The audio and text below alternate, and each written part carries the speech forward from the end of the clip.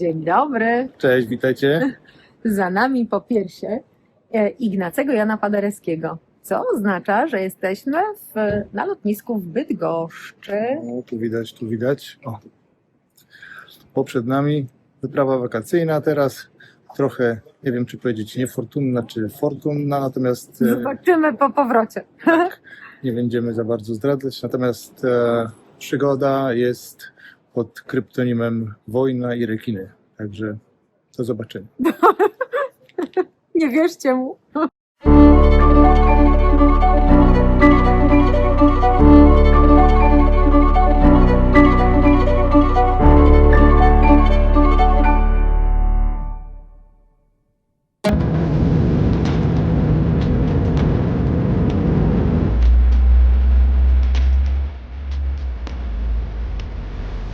Małgorzata, dojechaliśmy czy nie dojechaliśmy? Nawet powiedziałabym, doleciliśmy. O, dolatujemy szybko. Ale ciekawe, skąd doleciliśmy?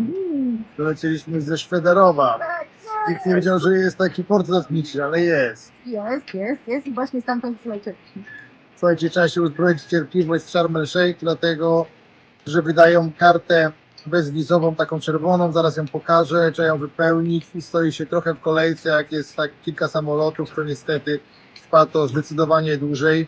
Walizki wyjechały w stanie opłakanym, dramat, ale cóż, jedziemy dalej do naszego hoteliku. Po prawie 2 godzinach lotniskowych zmagań, poszukiwaniach właściwego autobusu i samej podróży na miejsce, w końcu docieramy do naszego hotelu Sharm Plaza. Już od pierwszych chwil rzuca się w oczy charakterystyczna maurytańska architektura, łuki, kopuły, pastelowe kolory. No czuć klimat Orientu.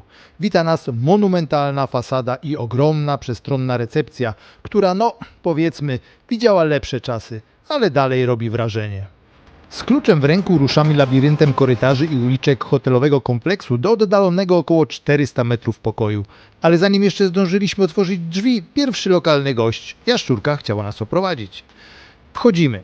W środku skromnie, bez zbędnych luksusów. Łazienka też minimalistyczna. Brak wanny, tylko prysznic i powitalny zapach, który przypomina nie wiem co, ale na pewno nieświeżą bryzę z katalogu spa. 2 osobne łóżka. Mały element zaskoczenia, biorąc pod uwagę, że przyjechałem z Małgorzatą, nie z kolegą z wojska. Za to jest taras. Skromny stolik, 2 krzesełka, można rano wypić kawę i popatrzeć na palmy albo na sąsiadów. No cóż, nie ma luksusów, ale mamy jaszczurkę ochroniarza. Witamy w Sharm el Sheikh, czyli cudownym kurorcie na półwyspie Synaj. To będzie nietypowy film z racji tego, że nie będzie zbyt dużo zwiedzania, bo też i pogoda na to nie pozwala. Słuchajcie, jest 40 ponad stopni i naprawdę zrobimy pewnie parę fajnych wycieczek, ale generalnie będziemy zostawali w hotelu, bo też i hotel pozwala na to, żeby tutaj spędzać dużo czasu. A samo Sharm el Sheikh to azjatycka część Egiptu, czyli półwysep Synaj. Do tej pory byliśmy wiele razy w Egipcie, ale generalnie Marsa Alam, Hurghada, Safaga, czyli afrykańska część Egiptu. A czym się różni? Wizą Synaj Only. Nie płacimy $25 za wizę jak w afrykańskiej części Egiptu. Tutaj na 15 dni mamy Synaj Only, ale nie możemy, wiecie, pojechać na przykład do Kairu, co jest istotne może dla kogoś.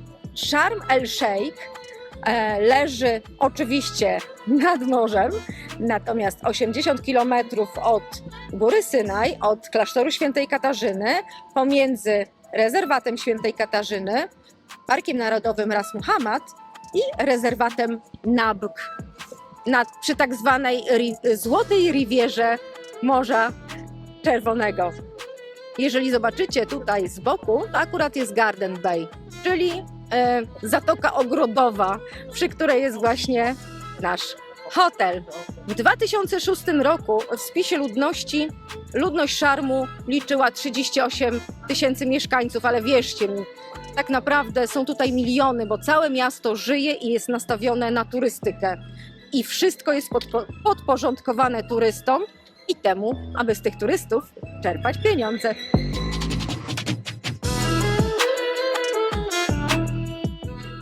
Sharm Plaza to kompleks tak naprawdę 2 wielkich obiektów hotelowych, czyli Sharm Resort i Sharm Plaza. I mają tak naprawdę wszystko. Jak to wielki moloch. Mają spa, mają oczywiście all inclusive, mają 7 basenów, zjeżdżalnie, no wszystko, co sobie wymyślicie. Dlaczego wybraliśmy właśnie ten hotel? No po pierwsze dlatego, że była to oferta last minute i no nie bardzo mieliśmy w czym wybierać. Był bardzo korzystny cenowo.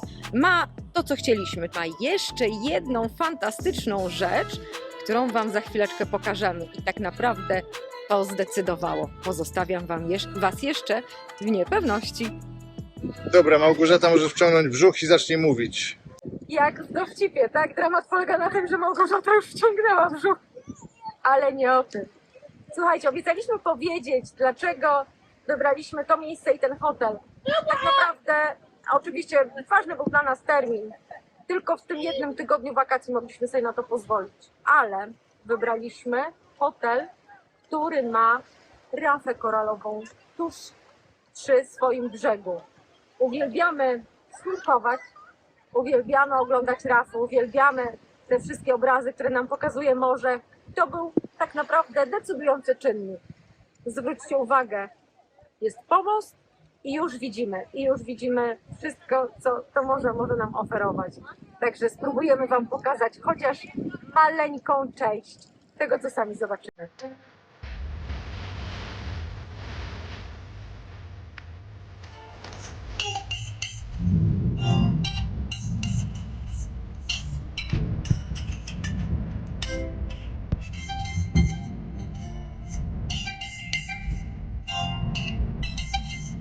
Do dzisiejszego poranka postanowiliśmy, że pójdziemy na zjeżdżalnię. Zjeżdżalnie i część basenowa właśnie z tymi zjeżdżalniami Są kilometry od są naprawdę daleko od wejścia głównego, od hotelu, które widzicie za nami. A teraz spójrzcie, jak daleko musimy iść do tej części z basenami.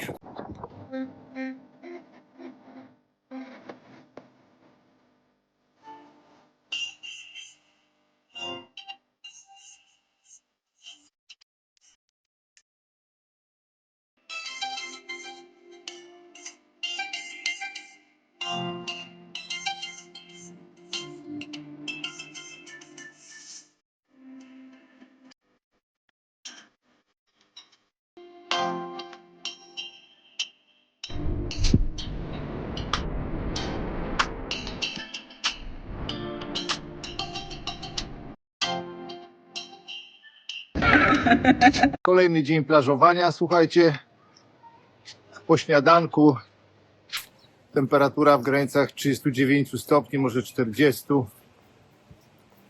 Krótko o hotelu. Sam hotel to prawdziwe, małe, właściwie całkiem spore miasto. Sharm Plaza Resort to rozległy kompleks z aż 7 basenami, zjeżdżalniami, 4 restauracjami i terasową zabudową, która gwarantuje codzienną dawkę cardio, bo wszędzie są schody. Wchodzisz na jeden taras, potem drugi, potem jeszcze jeden, jakby ktoś połączył hotel z parkiem linowym. Na każdym poziomie znajdziesz coś ciekawego. Restaurację, bar albo po prostu widok, który warto sfotografować. Są też niezliczone uliczki, przejścia, tajemnicze zakamarki i sekretne ścieżki. Czasem nie wiadomo, czy idziesz do restauracji, czy wchodzisz do Narni. Widać jednak, że hotel swoje najlepsze lata ma już za sobą. Na przykład boisko, które mijaliśmy wczoraj, wyglądało jak po starciu Realu Madryt z Godzillą. Powyrywane słupki, nawierzchnia bardziej retro niż nowoczesna, ale ma swój urok. Jak stare dżinsy, które się nosi, bo są wygodne, a nie modne. Na ogromny plus zieleń, palmy, krzewy, kolorowe kwiaty. Wszystko zadbane, przystrzyżone i podlewane. Widzieliśmy nawet pana ogrodnika, który wyglądał, jakby znał każdą roślinę z imienia. Także mimo niedoskonałości całość robi naprawdę pozytywne wrażenie. Jest przestrzeń, jest klimat, jest egzotyka i trochę nostalgii. Idealne miejsce na wakacje z przygodą i opcjonalnym bólem łydek. Od tych schodów oczywiście. Niestety spóźniliśmy się z nagrywaniem.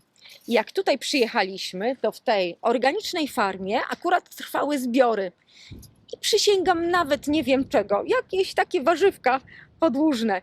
I rzeczywiście uważam, że jest to fantastyczna inicjatywa. No pewnie też troszeczkę reklamowa, że uprawiają tutaj warzywka, które potem podają nam w restauracji. Bardzo fajna inicjatywa, tylko w tym upale, to po zbiorach wygląda to tak.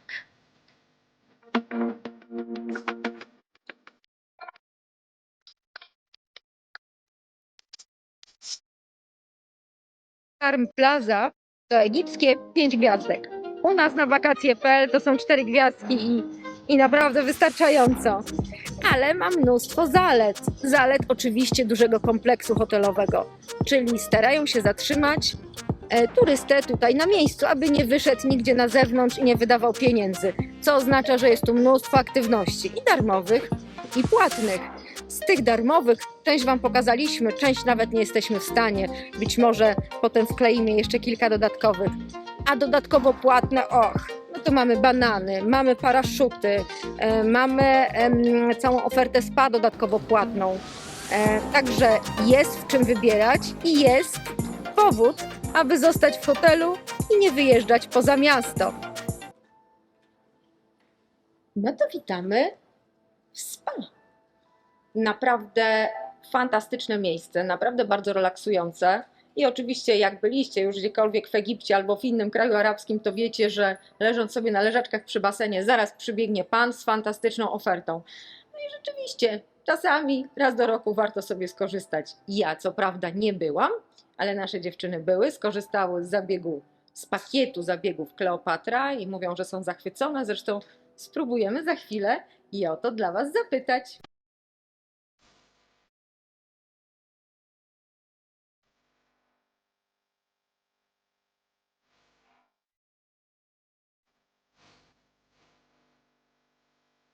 Dla tych wszystkich, którzy cenią sobie aktywność, to można tutaj trochę poszaleć. Jest sala do squasha, może nie jest super jakaś w idealnym stanie, natomiast naprawdę wystarczająco. Jeżeli ktoś chciałby troszkę ciężaru, a jeszcze przed ciężarami,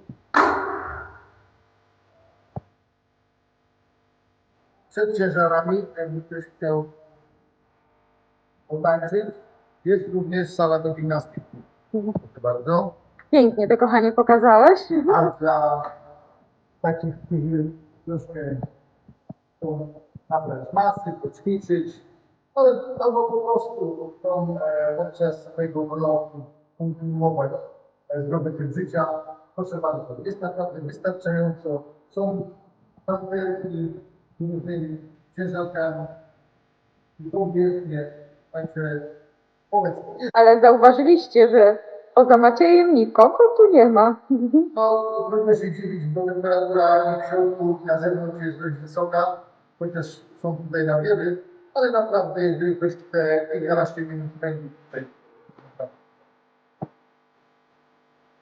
Nasz hotel zaprasza aż do 4 restauracji à la carte. Jest to fantastyczne urozmaicenie. Można sobie wybrać meksykańską pizzerię, libańską.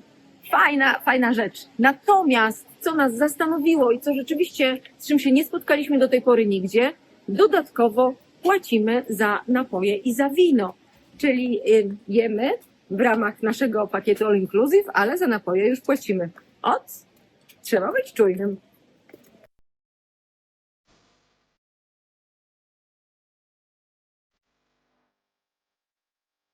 A skoro jesteśmy przy jedzeniu, główna restauracja to prawdziwa hala gigant. Można by tam zorganizować targi wielbłądów albo półmaraton. Jedzenia dużo, ale niestety wciąż to samo. Rano jajka, wieczorem ryż, w przerwie zgadnij, też ryż. Śniadania raczej skromne, nic co postawiłoby człowieka na nogi od razu, ale jak ktoś lubi bułkę z bułką i odrobina ogórka, to poczuje się jak król. Kolacje to już inna bajka. Dużo, kolorowo i głośno. Ryby, mięso, kurczak, kasza, ryż, frytki, coś zielonego, chyba sałata, słodycze, owoce, przekąski, aż człowiek nie wie, czy iść z talerzem, czy z taczką. Największym wyzwaniem jednak były sztućce, bo żeby je zdobyć, trzeba było najpierw zapolować na kelnera. Serio, nigdzie nie leżały. Wytropienie człowieka ze sztućcami było sztuką samą w sobie. Na szczęście po 2 dniach zrobiliśmy to, co każdy rozsądny człowiek zrobiłby w Egipcie. Znaleźliśmy swojego Habibiego. Tak właśnie go nazwaliśmy. Kelner, który uśmiechał się do naszych dziewczyn bardziej niż do bufetu. Zawsze gdzieś się kręcił z widelcami, nożami i kiedy już nas rozpoznał, to dbał, żeby niczego nie brakowało. Czasem nawet więcej niż trzeba, zwłaszcza jeśli chodzi o spojrzenia w stronę naszych dziewczyn. Także kuchnia, choć monotonna, daje radę. Głodny nikt nie chodzi. Trzeba tylko znać system. Najpierw walczysz o sztućce, potem o stolik, a na końcu o miejsce przy deserach. Ale jak już się ogarnie strategię, to można się całkiem nieźle najeść. I nawet zakochać w kelnerze.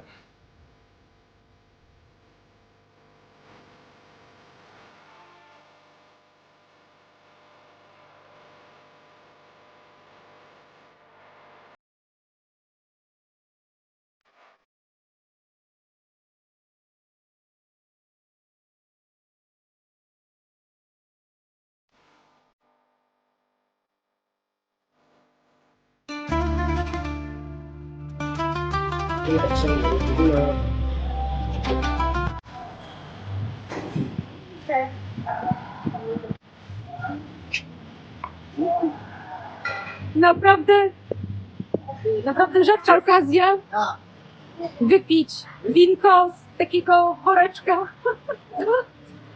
Uwaga, degustacja dla Was. Południowe zbocze. Po pierwsze, południowe zbocze, a poza tym ciepłe. Ciepłe. Za nami góry Synaj ze swoimi najwyższymi szczytami, chociaż tutaj przy brzegu to raczej takie Red Sea Hills, co zapewne oznacza, że w Egipcie w lipcu w 40 stopniach będziemy się wspinać. Będziemy nurkować.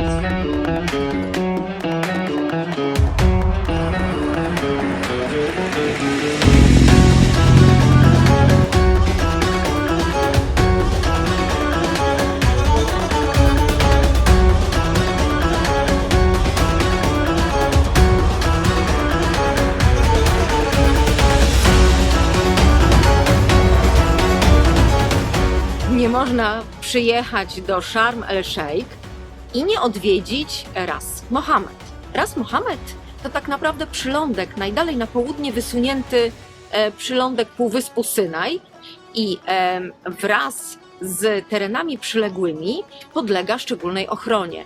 Od 1983 roku przylądek wraz tutaj z okolicami został objęty ochroną morską, a w 1989 zostało to przekształcone w Park Narodowy. Pierwszy w Egipcie Park Narodowy. Ale dlaczego to jest takie szczególne miejsce? Otóż dlatego, że prądy morskie naganiają tutaj duże ilości planktonu. Dzięki temu ryby i koralowce mają co jeść i mogą się świetnie rozwijać. Cały Park Narodowy to jest 127 km² lądu i ponad 320 km morza. A w morzu mamy podobno 150 gatunków koralowców, podobno 1000 gatunków ryb, w tym również rekiny. Więc jeżeli widzicie, że telefon się teraz trzęsie, to znaczy, że Maciej właśnie usłyszał, że tutaj są rekiny. Tylko 12% powierzchni można zwiedzać. No i są to oczywiście te wyjątkowe rafy koralowe. Także zabukowaliśmy wycieczkę, ruszamy i z butlą, i z rurką. Mamy zamiar podziwiać troszkę tego cudu natury i mamy nadzieję, że również Wam będziemy mogli coś pokazać. Ja na pewno nie będę szukał rekinów. Dziękuję bardzo. Hello, welcome to Sharm el-Sheikh, to Red Sea. Come on diving. Hello guys.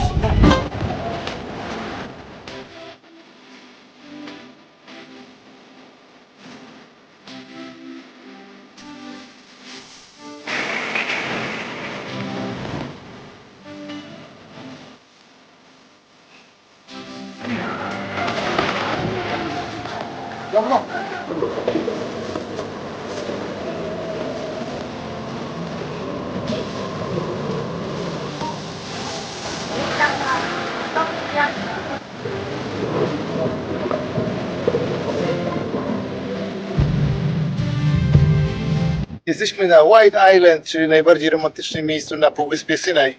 Jesteśmy tutaj sami i po prostu wchłaniamy tą cudowną atmosferę. No, nie wiem, czy tak do końca jesteśmy sami. Oczywiście to jest żart. To, czego tutaj doświadczamy, to jest po prostu, To są dzikie tłumy. to są dzikie tłumy. Natomiast White Island, czyli Biała Wyspa, to jest miejsce, w którym wody Zatoki Akaba i kanału Sueskiego się łączą. I tak naprawdę, no powiedzmy, jest to mielizna, tak łacha piachu. Córka była uprzejma powiedzieć, że jest to plaża w sercu niczego i troszkę tak rzeczywiście jest. Ale podobno Biała Wyspa ma też dwie inne nazwy. Jest to Rajska Wyspa albo Wyspa Życzek, więc mam nadzieję, że nam się jakieś fajne życzenia spełnią.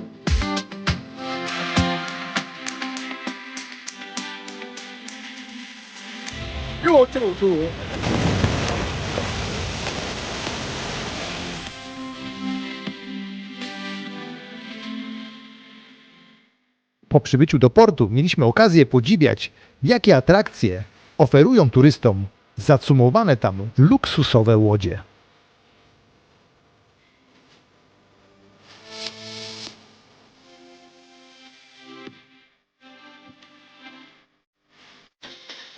Jesteśmy po nurkowaniu.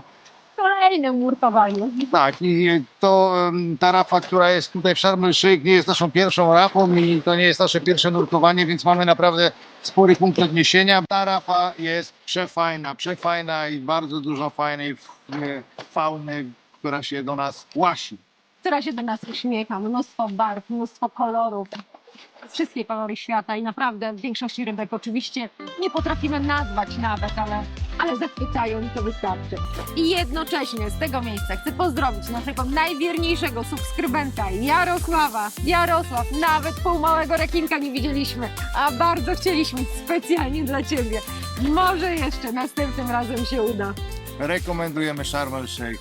Może teraz 3 słowa o miejscowości, w której jesteśmy. Sharm el-Sheikh bywa błędnie tłumaczony jako Zatoka Szejka, a podobno to jest Zatoka Starca. Nie wiem, nie podejmuję się dyskusji, nie znam arabskiego. Jeżeli chodzi o historię tego miasta, to Sharm el-Sheikh zamieszkane było od czasów prehistorycznych, ponieważ leżało na szlakach handlowych, na szlaku handlowym z Egiptu na Bliski Wschód. Poza tym w pobliżu znajdują się kopalnie miedzi i turkusu.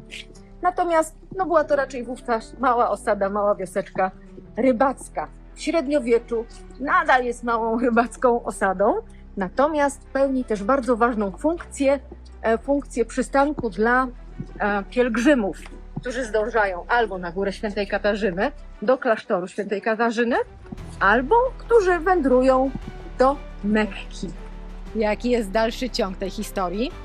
W latach osmańskich Szarm nadal leży sobie na obrzeżach historii, spokój, cisza, nic się nie dzieje. Historia o to miejsce upomina się po II wojnie światowej, kiedy Egipt buduje tutaj bazę marynarki wojennej i zaczynają się kłopoty Egiptu i Izraela. Kłopoty wzajemne. W 1967 roku najpierw miasto przechodzi we władanie Izraela, potem powraca, stacjonują tutaj siły pokojowe ONZ. To wszystko, co znamy z historii. Historia przyspiesza w 1967 roku, czyli wówczas, kiedy egipski prezydent Nasser rozpoczyna blokadę cieśniny tirańskiej, aby uniemożliwić Izraelowi podróżowanie i handlowanie po Morzu Czerwonym. Niestety Izrael rozpoczyna okupację całego półwyspu Synaj. Szarm wówczas przyjmuje nazwę Ofira od biblijnej krainy Ofir, ale dla samego Szarmu to są dobre lata. Powstało tutaj miasteczko, sprowadzono 500 izraelskich rodzin, co mniej więcej daje nam plus minus 2000 osób. Zbudowano osiedla, zbudowano miasto. Powstało najpierw lotnisko wojskowe, potem lotnisko cywilne, potem port morski. Robiono to wszystko, aby uniemożliwić Egiptowi blokowanie cieśniny tirańskiej i blokowanie handlu. Krok za krokiem, tak jak u nas, doprowadzono ponownie do przejęcia władzy przez Egipt w 1982 roku. Ale dla porównania, w 1982 roku, kiedy Izrael oddawał te tereny A tak naprawdę Izrael też już żył z turystyki, bo z turystyki, którą delikatnie rozwijał w tym czasie, finansował tak naprawdę okupację całego Półwyspu Synaj. Więc w 1982 roku były tutaj 3 hotele. W tej chwili, w 2025, mamy ich ponad 500, więc progres jest duży. Miasto żyje z turystów, żyje dla turystów. Lubi się też nazywać miastem pokoju, bo odbywały się tutaj konferencje pokojowe. Jest to centrum kongresowe, jest to miasto pokoju, jak chcą sami mówić o tym Egipcjanie, a tak naprawdę to po prostu jest jeden wielki turystyczny kurort. Wyrwaliśmy się troszkę z naszego hotelu i mamy wieczorną wycieczkę do Starego Miasta z naszym lokalnym przewodnikiem, którego zapoznaliśmy na terenie naszego hotelu przez sympatycznego kolegę, także zobaczymy, jak to nam się dzisiaj wieczór ułoży. Obiecał nam zabrać nas do fajnych miejsc, także zobaczymy. A to ekipa wycieczki. Zawsze najbardziej lubimy korzystać z takich miejscowych przewodników, którzy nam pokażą swoje miejsca, pokażą nam miejsca niedostępne dla tłumu turystów i może jeszcze ciekawie opowiedzą o tym. A może właśnie pojedziemy tam, gdzie jest tłum turystów, nie wiadomo. Zobaczymy. Zobaczymy, Też co nam- jesteśmy ciekawi tej wycieczki. Zobaczymy, co nam pokaże. Celem naszej nocnej wyprawy była jedna z największych atrakcji Old Market. Już przy wejściu zaskoczenie. Bramki bezpieczeństwa, detektory metalu jak na lotnisku. To nas uspokaja, bo po zamachu, jaki miał tu miejsce parę lat temu, obecne środki bezpieczeństwa mają uzasadnienie. Za bramkami feria kolorów, zapachów i krzyków sprzedawców. Małgorzata i Natasza natknęły się na 2 lokalnych rezydentów. Nie handlarzy przepraw ani kelnerów, tylko 2 leniwe psy.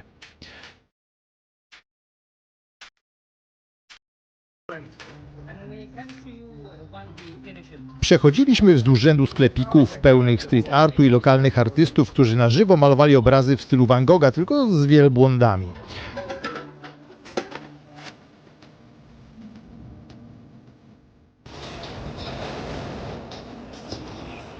Im dalej szliśmy, tym pełno było wszystkiego. Pomników, posągów, no i przede wszystkim sklepików wypełnionych wszystkim. Czy lokalnym, czy chińskim, trudno powiedzieć, pewnie mieszanym. Jak wspomina nasz przewodnik, Sharm el-Sheikh było kiedyś miastem turystów włoskich i niemieckich. Dziś języki ulicy to arabski oraz rosyjski. Ci, którzy byli już w krajach arabskich, doskonale wiedzą, że lokalsi świetnie się targują. Małgorzata szybko się o tym przekonała, kiedy chciała pogłaskać wielbłąda. Zdjęcie $10, dotykanie 5.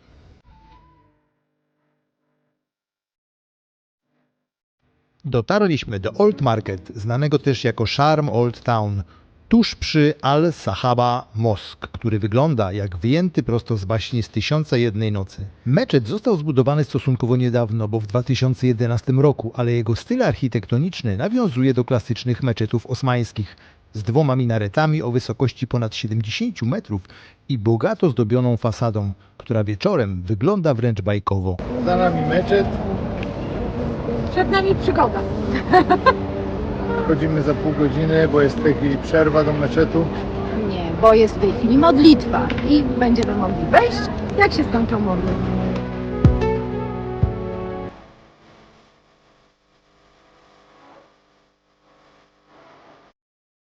Wkrótce dotarliśmy na sekcję z owocami morza. Krewetki, kraby, ryby, których nazw nie zna nawet Wikipedia.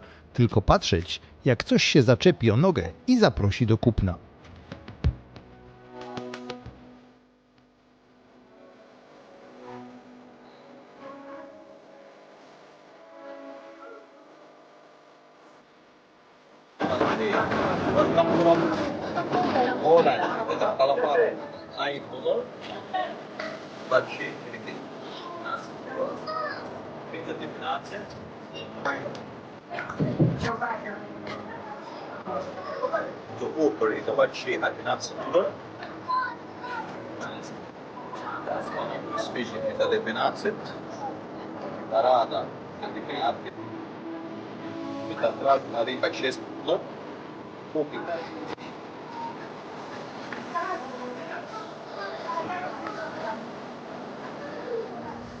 Wokół meczetu rozstawione są kolorowe stoiska, których właściciele, a nawet same towary zapraszają do zakupów. Przyprawy, sole, warzywa, orzechy, wszystko to w przepięknej bajkowej oprawie kolorowych lamp i neonów.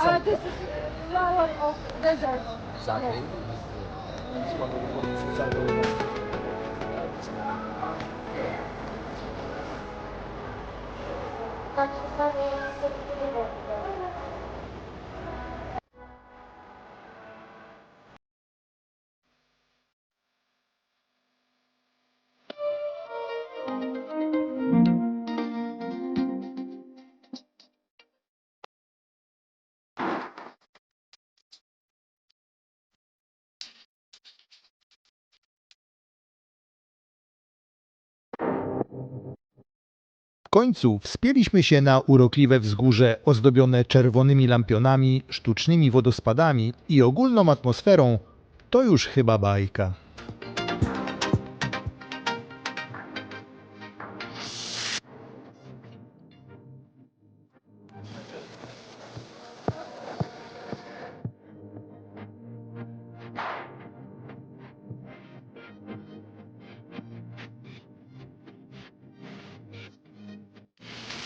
Zrobiliśmy też obowiązkowy przystanek u jubilera, gdzie dziewczyny z błyskiem w oku przymierzały pierścionki, naszyjniki i inne świecidełka. Portfel ocalał, ale doznał lekkiego drżenia.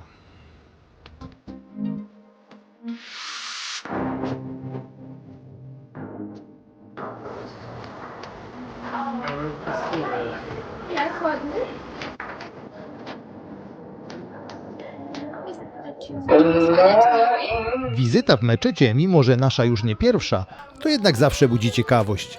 Zanim jednak nas wpuszczono, dziewczyny musiały się stosownie do obyczaju oblec. Na szczęście meczet wyposażony był w wypożyczalnię, w większości oczywiście dla turystów, stosownych sukni i chust. Czekam tutaj z moją karawaną dziewcząt, żeby wejść do meczetu. Wszystkie są już gotowe. Marzy ci się muzułmańska żona? Bez prawa. Jedna to jest za mało, jedna to jest za mało. Gdy modlitwy się zakończyły, odłożyliśmy buty na półeczkę i weszliśmy do środka. Czy wnętrze zrobiło na nas wrażenie? Na mnie nie, bo widziałem już znacznie ładniejsze. Niemniej warto poznawać nowe miejsca, kultury i obyczaje.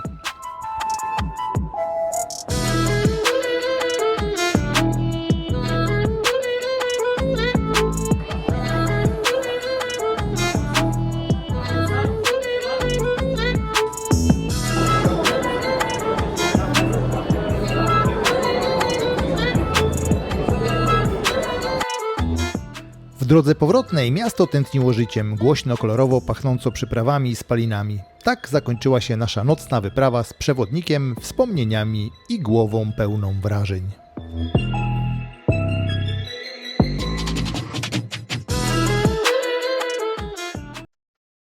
W każdym resorcie, na basenach, codziennie odbywają się animacje.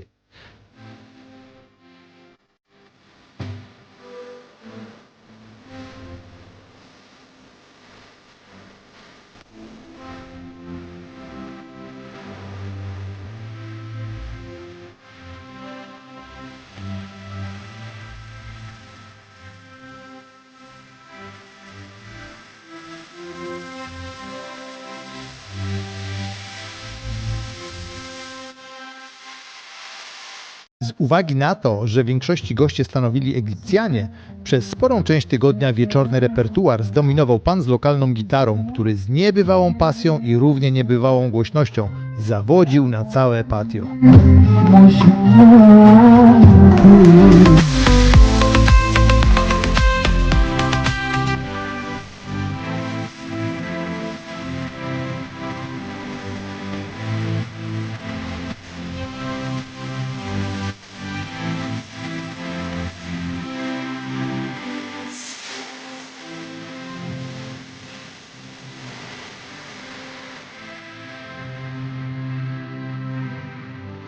Dotarliśmy do końca naszych wakacji w Sharm el-Sheikh, więc czas na krótkie podsumowanie.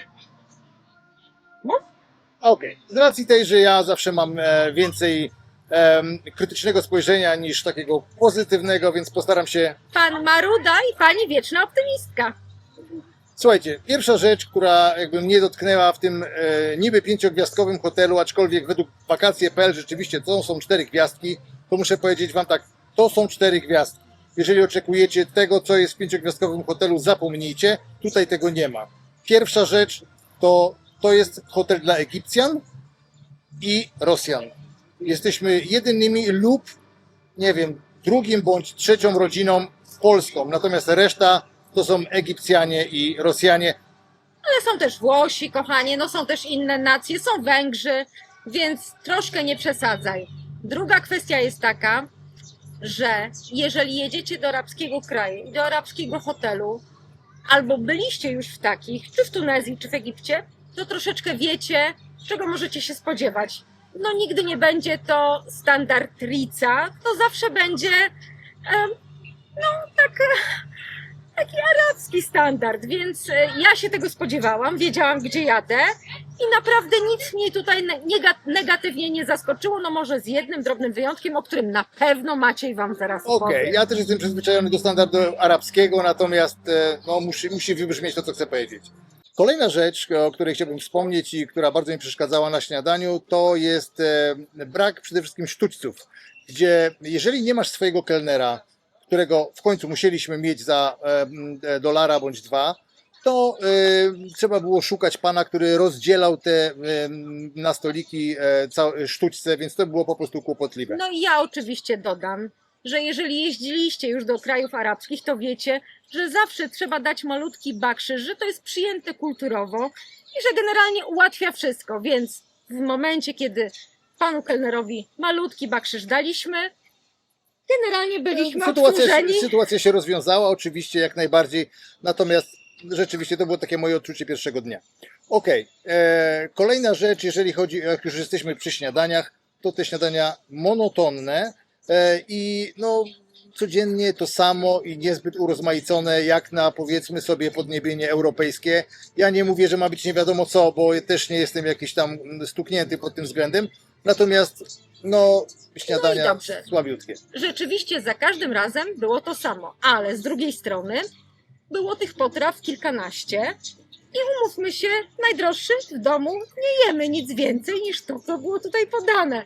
W związku z czym jakby, wiecie, na spokojnie. Okej, przyjmuję do wiadomości.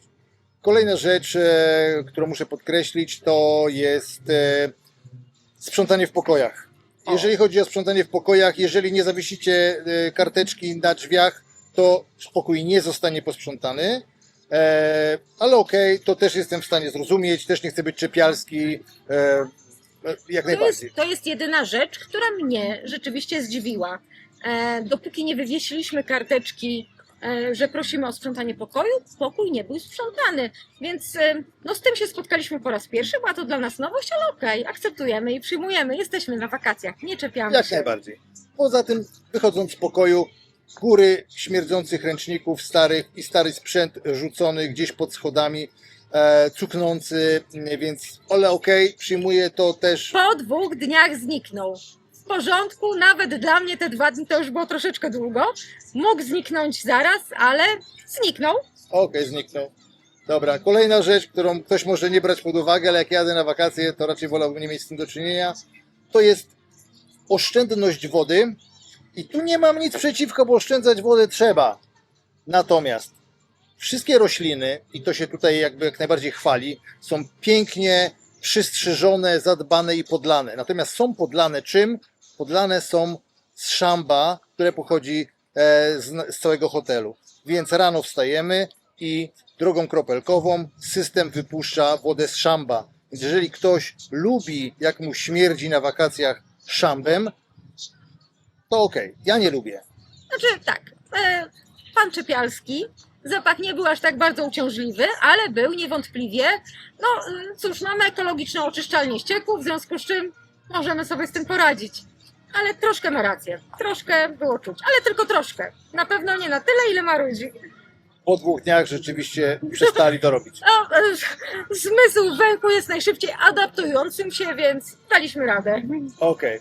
Kolejna rzecz, jeżeli chodzi o różnice między 5 a 4-gwiazdkowym hotelem to między innymi to, co my lubimy najbardziej, czyli wino. Wino jest podawane z kartonu, tylko podczas obiadu i kolacji.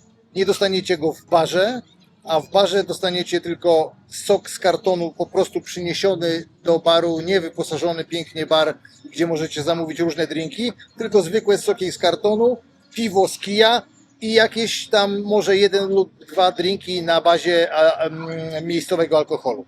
Więc bardzo ubogo.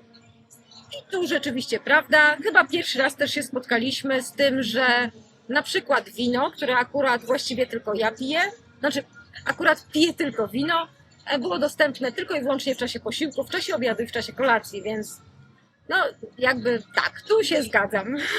Okej.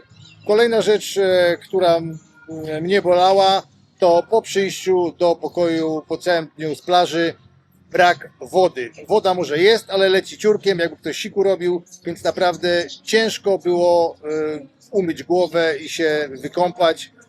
No już nie mówię o tym, że nie ma ciepłej wody, no bo to jakby jak ktoś ma 40 stopni na zewnątrz, to uznaje, że ciepłej wody w kranie nie musi być, ale to już tam pomijam. Okej, mogę się umyć w zimnej. Natomiast żeby ona chociaż była, to by było. A tutaj wynika z tego, że cały wielki hotel wraca z plaży i chce się umyć, więc jakby było słabe ciśnienie. Okej, to ja ale było. Okej, no to nie wiem, czy coś jeszcze pominąłem, na bank pominąłem, bo już nie pamiętam na tej liście, tam miałem bardzo dużo rzeczy. I bardzo dobrze, że nie pamięta. Słuchajcie, to są w końcu wakacje. W związku z czym ja się bawiłam naprawdę dobrze. Hotel jest naprawdę sympatyczny, obsługa fajna. Jeżeli mielibyśmy wartościować, bo byliśmy w wielu miejscach, to animacje mogłyby być na nieco wyższym poziomie. Ale generalnie to są wakacje. Słuchajcie, jest piękna rafa koralowa, jest piękne słońce. Odpoczęliśmy i wracamy. I tyle. Ostatecznie muszę powiedzieć tak, no przywykłem do tego, co jest. Szkoda mi wracać, bo Bo będzie gorzej. generalnie jeżeli miałbym polecać komuś wakacje między hotelem 4-gwiazdkowym a 5-gwiazdkowym, na pewno więcej nie pojadę do 4-gwiazdkowego, co nie oznacza, że te wakacje przekreślam. Nie, naprawdę fajnie spędziliśmy tutaj czas, sympatycznie, a całą atmosferę w całym tym obiekcie robią przede wszystkim ludzie, którzy są doskonali, fajni, uprzejmi, uśmiechnięci, sympatyczni, więc naprawdę spędziliśmy tutaj całkiem fajne wakacje. A to, że ja marudzę, to już się To zawsze marudzi. to powinniście się już przyzwyczaić. Słuchajcie, zawsze marudzi. Natomiast serdecznie polecamy, zwłaszcza, że ten hotel możecie wyhaczyć naprawdę w atrakcyjnej cenie. I tyle, po prostu. A cena adekwatna do jakości. Tak jest. Jeżeli lubicie nasze marudzenie i podróżowanie, to pamiętajcie, trzeba zasubskrybować, łapkę w górę, dzwoneczek. Co czwartek nowy odcinek. No i bądźcie z nami do następnego. Trzymajcie się, hej!